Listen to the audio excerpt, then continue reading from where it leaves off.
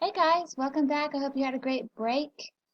Today for our devotional, we're going to be looking at 2 Peter 3:18. To him be glory both now and forever.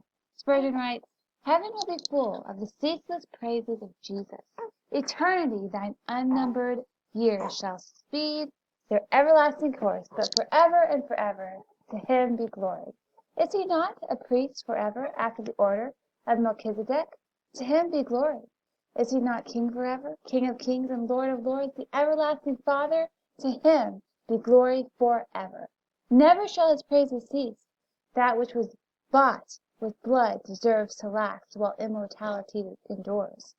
The glory of the cross must never be eclipsed. The luster of the grave and of the resurrection must never be dimmed.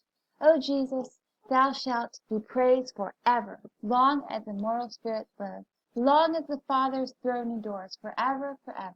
Unto thee shall be glory. Believer, you are anticipating the time when you shall join the saints above in ascribing all glory to Jesus. But are you glorifying him now? The apostle's words are, To him be glory both now and forever. Will you not this day make it your prayer?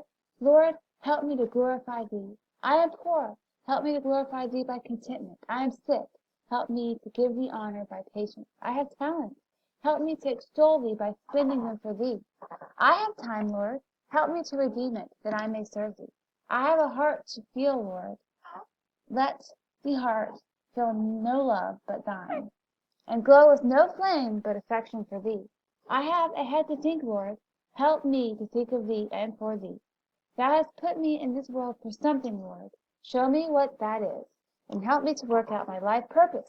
I cannot do much, but as the widow put it in her, but as the widow put in her 2 mites, which were all her living, so, Lord, I cast my time and eternity too into thy treasury.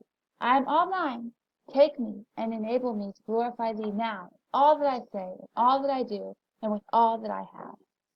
Well, this was a beautiful little devotional in which Spurgeon reminds us that it's very important that our lives glorify God.